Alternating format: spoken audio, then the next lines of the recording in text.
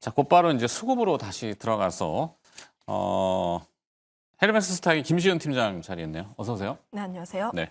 자, 이슈가 등장했으면은 투자 주체들의 반응이 이제 궁금한데 오늘 아까 그 이스라엘의 이란 공습 작전명은 사자들의 나라 이렇게 했는데 개인 투자자만 지금 사자의 심장을 가지고 공격적으로 대응하고 있어요. 이게 맞을 수도 있고 틀릴 수도 있고 잘 모르겠지만 외국인 투자자들의 반응은 그렇게 예민하진 않는 것 같습니다. 다행히. 만약에 외국인들이 이제 최근에 사왔던 거를 다시 포지션을 뒤집는다든지 물량을 쏟아낸다든지 이러면은 뭐 좀 피곤해질 텐데 어떻게 지금 보고 계세요?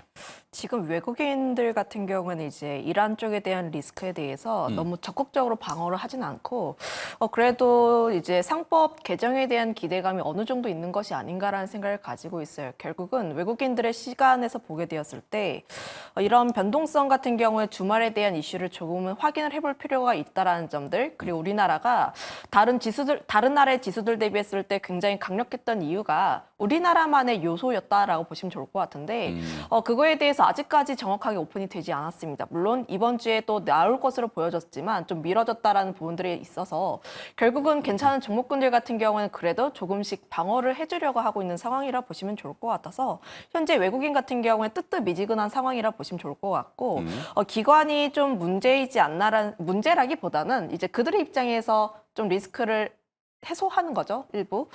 그래서 기관 쪽에서의 매도세가 굉장히 강력하게 나와주고 있는데, 그로 인해서 지금 하락에 대한 종목수가 굉장히 많이 커지고 있지 않나라는 생각을 가지고 있어요.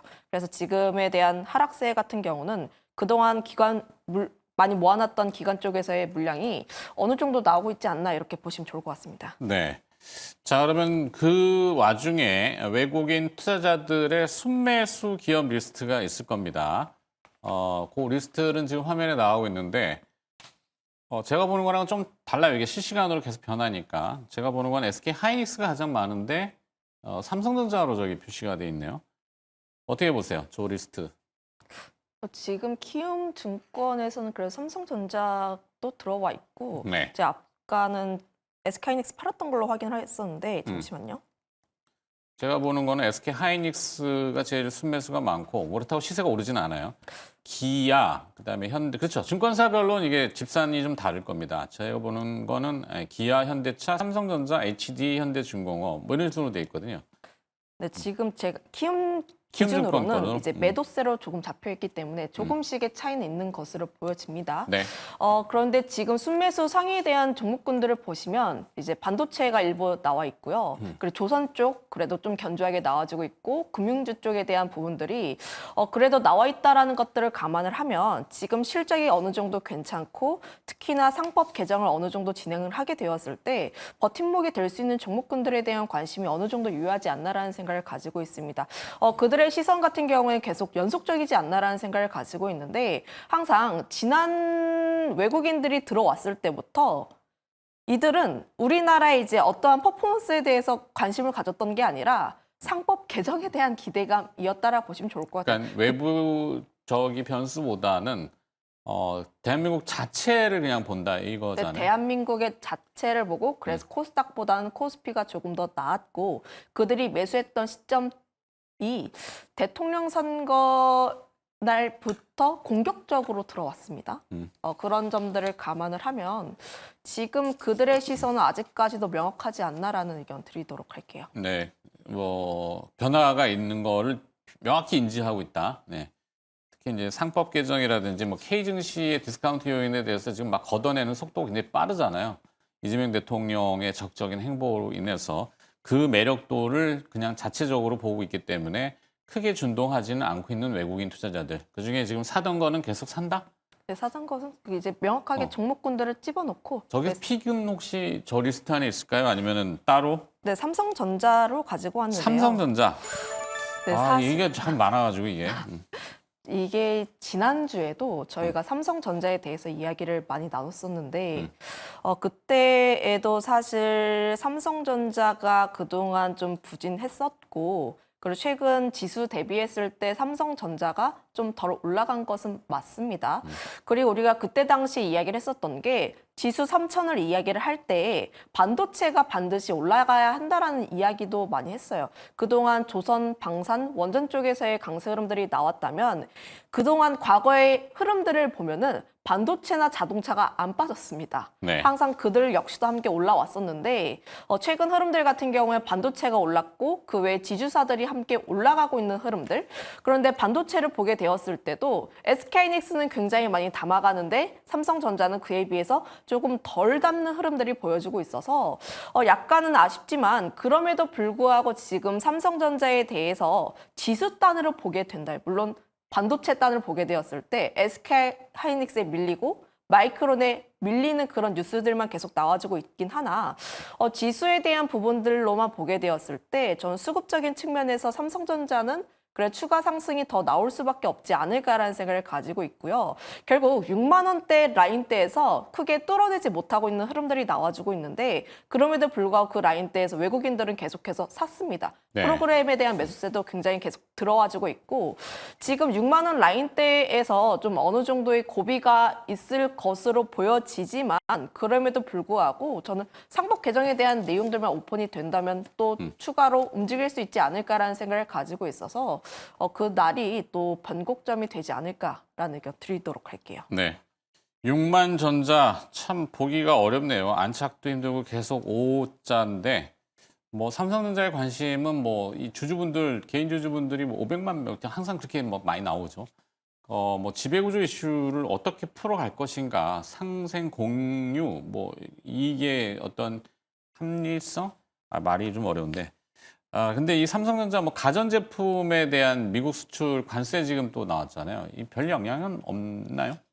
뭐 지금 관세에 대한 내용들 같은 경우는 결국 오픈이 되어야 할 필요가 있고 네. 시간이 어느 정도 해결이 될 필요가 있는데 냉장고 뭐 관세 맞았던데.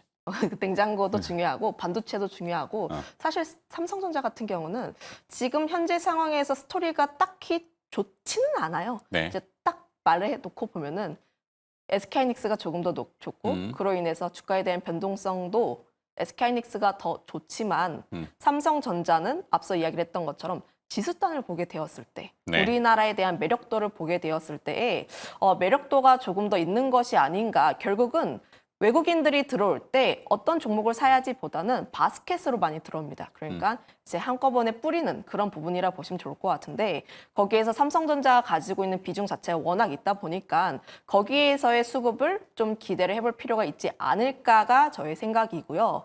그리고 오늘 시장에서 2% 정도 지수가 하락하다 보니까 함께 빠져나가고 있는 흐름들이 나와주고 있는데 그런데 이제 다르게 이야기를 하면 상법에 대한 오픈 아직 나오지 않았고 지수는 하락하는데 그럼 다시 한번 지수가 안정화가 되었을 때 또 수급이 들어오면서 추가로 움직일 수 있지 않을까라는 생각을 가지고 있어요. 오히려 하락을 하고 있을 때 좀 두려워하기보다는 괜찮을 종목군들을 지금은 추려보는 게 낫지 않을까라는 의견을 가지고 있어서 지금 뭐 굉장히 좋은 종목군들 많지만 그럼에도 불구하고 삼성전자를 꼽은 이유이기도 합니다.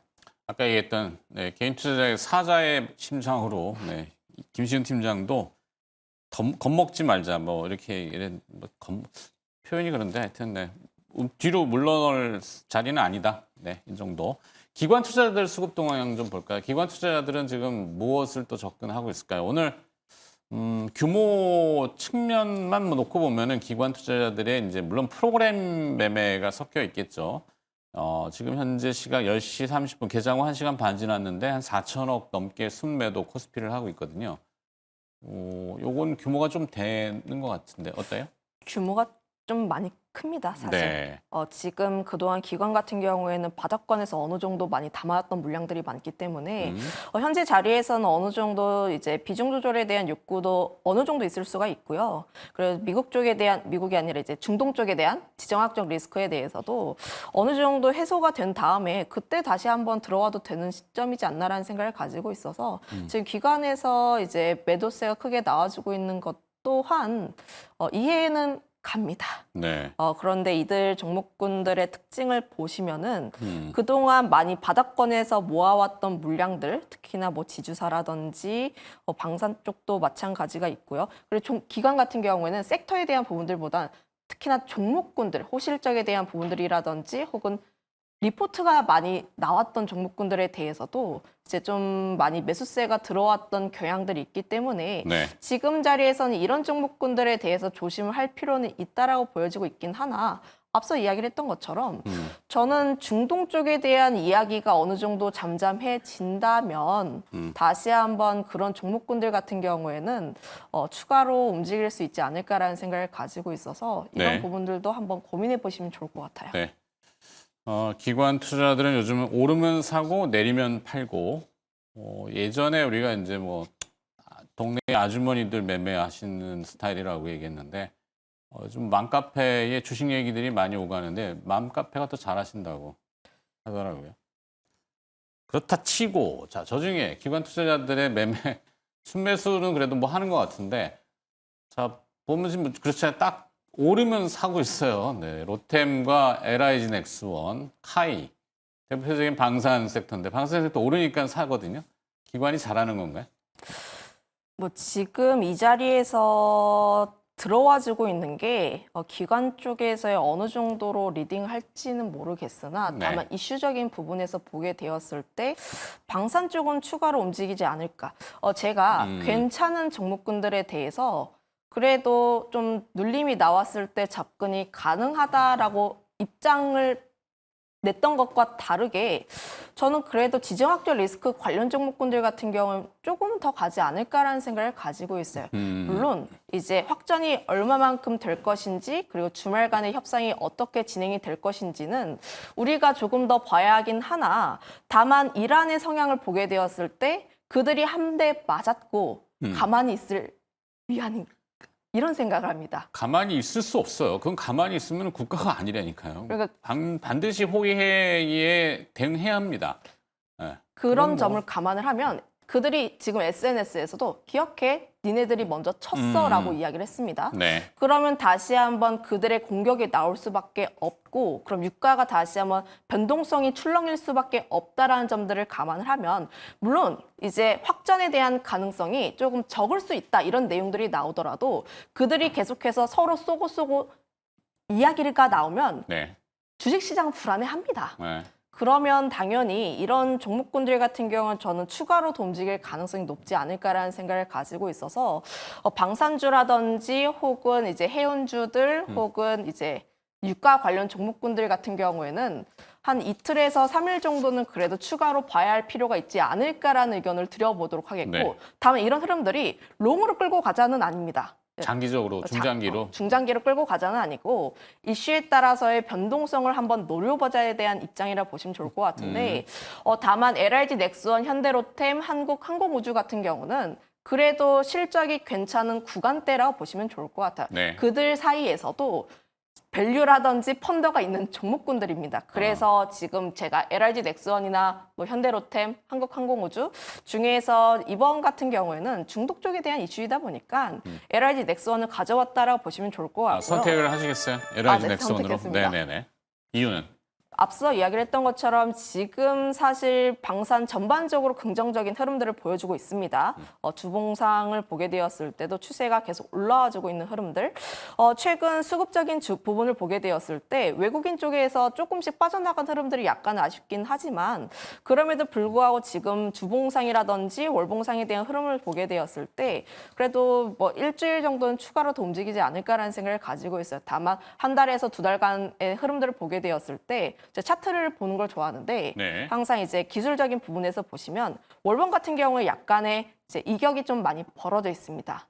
항상 월봉상에 대한 흐름을 보게 되었을 때 주가가 좀 이격이 많이 벌어져 있으면 이거를 좀 좁히는 흐름들이 나올 수는 있다라고 생각을 하고 있어서 만약에 지금 보유하신 분들 같은 경우에는 이슈를 조금 더 볼 필요가 있고 신규로 접근하고 싶으신 분들 같은 경우에는 지금 오늘 상승했던 라인대를 깰 필요는 없다라는 생각을 가지고 있는데 46만 원 라인대입니다. 이 라인대가 만약에 깨진다라고 했을 때 지금 들어가신 분들 같은 경우에는 손절 라인대를 굉장히 타이트하게 들고 가야 할 필요가 있지 않을까라는 생각을 가지고 있어서 LIG 넥스원 굉장히 긍정적이고 이제 증동 쪽에 대한 내용들이 오픈이 되면 될수록 거기에 따라서도 이제 무기를 살 수 있는 흐름들에 따라서 주가에 대한 가능성은 나와주고 있긴 하나 사실 뭐 차트를 보게 되었을 때 약간은 부담스러운 요소는 있다 정도로 얘기 드려보도록 할게요. 네. 말씀하시는 와중에 제가 뭐 언뜻 그럴 거라고 봤는데 궁금해서 봤더니 외국인 투자자들의 이 방산 섹터에 대한 지분 제한은 없네요.